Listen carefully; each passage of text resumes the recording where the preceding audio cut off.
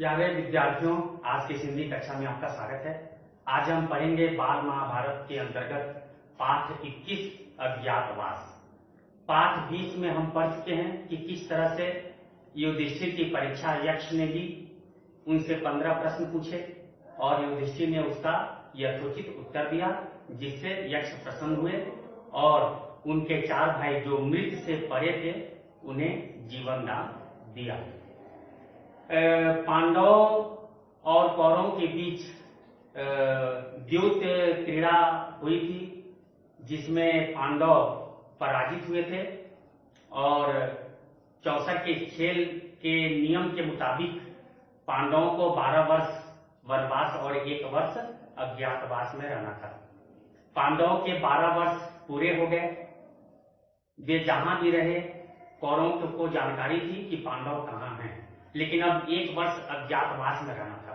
अज्ञातवास मतलब छिप कर रहना, यानी पांडव 1 वर्ष तक छिप कर रहेंगे, जिससे कौरव उनके विषय में जानकारी न प्राप्त कर सके कि वे कहां हैं, किस राज्य में हैं। और कौरव यानी दुर्योधन और उसके साथी पांडवों का पता लगाने की कोशिश करेंगे कि पांडव कहां छिप कर रह रहे हैं।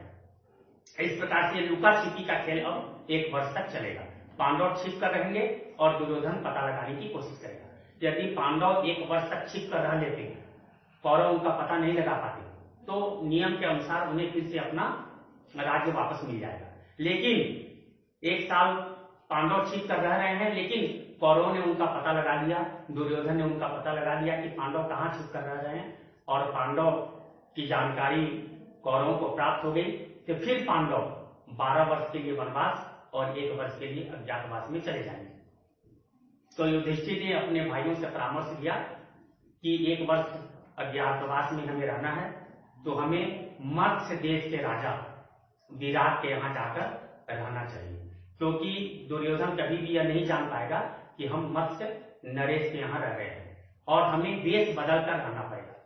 तो पांडव और द्रौपदी अपना वेश बदल लिए और मत्स्य नरेश विराट के यहाँ नौकरी के लिए पहुंचे। वहां उन्होंने विराट से प्रार्थना की।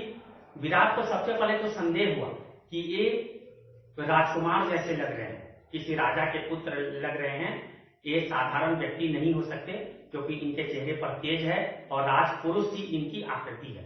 लेकिन उन लोगों ने बहुत ही अनुनय विनय किया, तब राजा ने उन्हें अपने यहां नौकरी पर रख लिया। युधिष्ठिर जो सबसे बड़े भाई थे, वे कंक नाम से राजा विराट के यहाँ नौकरी करने लगे। वे विराट को चौपड़ खेलने में सहायता देने लगे, यानी उनका साथ देने लगे, और इस तरह से वे विराट के साथी बन गए। भीम वल्लभ नाम से रसोइयों के का मुखिया बन गए, क्योंकि भीम खाने में बड़े माहिर थे। उन्हें अधिक भोजन चाहिए होता था, और भोजन के लिए सबसे अच्छी व्यवस्था है क्या? रसोई। रसोई जहां भोजन पकता है। अब वो रसोइयों के मुखिया बन गए, इसलिए उन्हें भोजन की किसी प्रकार की कोई परेशानी नहीं होने वाली थी, उन्हें भरपूर भोजन मिल सकता था। इसलिए वे वल्लभ नाम से रसोइयों का मुखिया बन गए और बीच बीच में पहलवानों से कुश्ती लड़कर राजा का मनोरंजन करने लगे। नकुल पहुंच गए अपने भाइयों के साथ राजा विराट के यहाँ, और नकुल वहां पर अश्वपाल बन गए, यानी घोड़ों की देखभाल करने वाले बन गए, और उन्होंने अपना नाम रख लिया ग्रंथिक। नकुल ने अपना नाम ग्रंथिक रखा और अश्वपाल बन गए। सहदेव वे तंतीपाल नाम से गाय बैलों की सेवा करने लगे। अर्जुन बृहन्नला नाम से राजा विराट की पुत्री उत्तरा को नृत्य गीत सिखाने लगे। उत्तरा के साथ उत्तरा की सहेलियों को भी वे नृत्य गीत सिखाने लगे, यानी उन्होंने स्त्री का वेश बना लिया। महावीर अर्जुन, गांडीवधारी अर्जुन स्त्री का वेश बनाकर नृत्य गीत सिखाने लगे। अब बच गई द्रौपदी। द्रौपदी विराट की पत्नी सुदेशना की दासी बन गई, और इन्होंने अपना नाम सैरंध्री रख लिया। सैरंध्री रख लिया। जो द्रौपदी राजरानी थी, उनकी अनेक दासियां थी, लेकिन आज वह स्वयं दूसरे की दासी बन गई, यानी विराट की पत्नी सुदेशना की दासी बन गई। इस तरह से वे छिप कर विराट नगर में रहने लगे, मत्स्य देश में रहने लगे और राजा विराट की सेवा करने लगे, उनकी नौकरी करने लगे। विराट का साला कीचक था, यानी रानी सुदेशना का भाई। वह मत्स्य देश का सेनापति था, वीर था, बलिष्ठ था और पूरे राज्य पर एक प्रकार से उसका ही शासन था। राजा विराट भी उससे डरा करते थे और पूरी प्रजा कहती थी कि वास्तव में राजा कीचक ही है। अब कीचक की कुदृष्टि पड़ गई द्रौपदी के ऊपर और उसने द्रौपदी का अपमान करने की कोशिश की। तब भीम ने छल से कीचक का वध कर दिया। कीचक के मरने की खबर चारों तरफ फैली, क्योंकि कीचक को साधारण व्यक्ति नहीं मार सकता था। इधर दुर्योधन और उसके साथी पांडवों की खोज खबर ले रहे थे कि पांडव कहां छिपे हुए हैं। अचानक उन्हें पता चला कि मत्स्य देश का सेनापति कीचक मारा गया। तो दुर्योधन को लगा कि अवश्य भीम ने ही मारा होगा, क्योंकि कीचक को भीम को छोड़कर कोई और नहीं मार सकता था। कीचक कितना बलशाली था। तब दुर्योधन ने कहा कि कीचक को भीम ने मारा है, हमें मत्स्य देश पर आक्रमण कर देना चाहिए। यदि वहां पांडव छिपे होंगे तो मत्स्य देश की रक्षा के लिए, राजा विराट की रक्षा के लिए सामने आ जाएंगे और उनकी जानकारी हमें मिल जाएगी। और जैसे उनकी जानकारी मिल जाएगी तो फिर से वे 12 वर्ष के लिए वनवास और 1 वर्ष के लिए अज्ञातवास पर चले जाएंगे।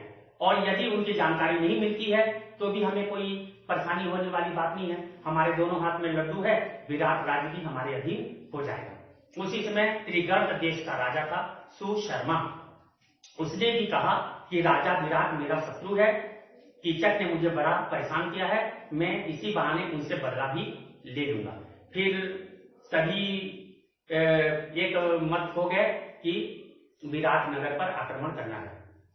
सबने यह विचार किया कि राजा सुशर्मा दक्षिण की ओर से विराट नगर पर आक्रमण करेगा। जब विराट की सेना दक्षिण में उसका मुकाबला कर रही होगी, उसी समय दुर्योधन उत्तर दिशा से, उत्तरी छोर से विराट नगर पर आक्रमण करेगा और विराट को अपने अधीन कर लेगा। इस तरह से आक्रमण की बात हो गई। राजा सुशर्मा ने दक्षिण दिशा से विराट नगर पर आक्रमण कर दिया, मत्स्य देश पर आक्रमण कर दिया। राजा विराट चिंतित हो गए। तब युधिष्ठिर ने समझाया कि मैं भी वीर हूं, मुझे भी शस्त्र कला आती है। इसी तरह वल्लभ, तंतीपाल और नकुल जो ग्रंथिक बने हुए थे, इन्हें आप बुला लीजिए, यानी ग्रंथिक वल्लभ और तंतीपाल को बुला लीजिए, साथ में मैं रहूंगा। 4 रथ की व्यवस्था कीजिए, हम लोग अस्त्र शस्त्र से सुसज्जित होकर दुश्मनों पर धावा करेंगे और उन्हें पराजित कर देंगे। युधिष्ठिर की बात सुनकर, यानी कंक युधिष्ठिर की बात सुनकर राजा विराट बड़े प्रसन्न हुए और 4 रथों की व्यवस्था कर दी गई। उसमें चारों भाई अस्त्र शस्त्र के साथ सुसज्जित होकर राजा विराट के साथ सुशर्मा पर आक्रमण कर दिया। सुशर्मा के साथ भयंकर युद्ध हुआ और इसमें राजा विराट बंदी बना लिए गए। तब युधिष्ठिर ने भीम से कहा कि तुम सिंह की तरह गर्जना करते हो, तुम्हारा गर्जन ऐसा है कि उसे सुनकर सभी को पता चल जाएगा कि तुम भीम हो, इसलिए तुम उस तरह की गर्जन मत करो और साधारण वीर की तरह ही तुम धनुष बाण से शत्रु का मुकाबला करो और राजा विराट को छुड़ा लो और सुशर्मा के गर्भ का नाश करो। तब साधारण वीर की तरह ही धनुष बाण के द्वारा भीम ने सुशर्मा पर आक्रमण किया और सुशर्मा को बंदी बना लिया, राजा विराट को छुड़ा दिया।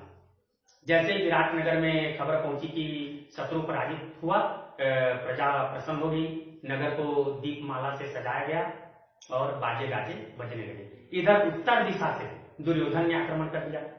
अब दुर्योधन के मुकाबले के लिए राजकुमार उत्तर ही बच गया, क्योंकि दक्षिण की ओर चारों भाइयों के साथ युधिष्ठिर अपने 3 भाइयों के साथ और साथ में राजा विराट के साथ उधर गए हुए थे। इधर केवल राजकुमार उत्तर बचा हुआ था, तो उत्तर घबरा रहा था। तब अर्जुन ने समझाया कि तुम्हें घबराने की कोई बात नहीं है, तुम मेरा साथी बन जाओ, यानी सामने रथ की डोरी पकड़ लो, घोड़े की डोरी पकड़ लो और बैठ जाओ, तुम्हारी ओर से मैं युद्ध करूंगा। और इधर अर्जुन ने अपने गांडीव को लिया और युद्ध करने के लिए तैयार हुआ। अर्जुन को युद्ध करने के लिए तैयार देखकर गुरु द्रोण ने भीष्म से कहा कि मुझे ऐसा लगता है कि स्त्री वेश में यह अर्जुन ही है। तब दुर्योधन ने कहा कि हमें क्या डर, ये अर्जुन है तो है, अगर अर्जुन है तो पता चल ही गया कि ये अर्जुन है और इसका भेद पता चल गया और इनका अज्ञातवास भी खंडित हो गया, टूट गया।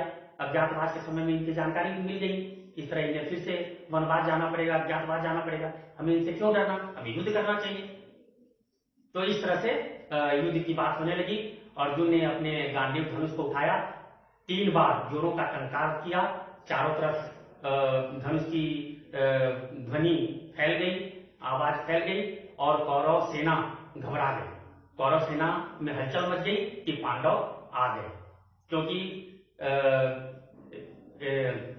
अर्जुन के गांडीव की आवाज और साथ में अर्जुन के द्वारा की गई शंख ध्वनि को सुनकर सबको पता चल गया कि पांडव आ गए।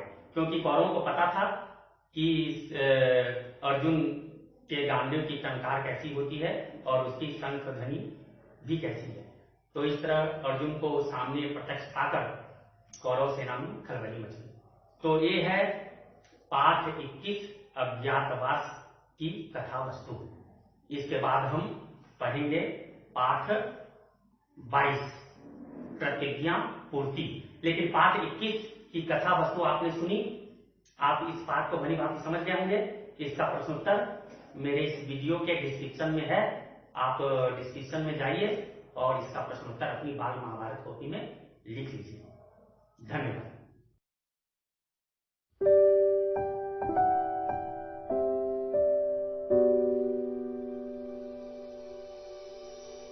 you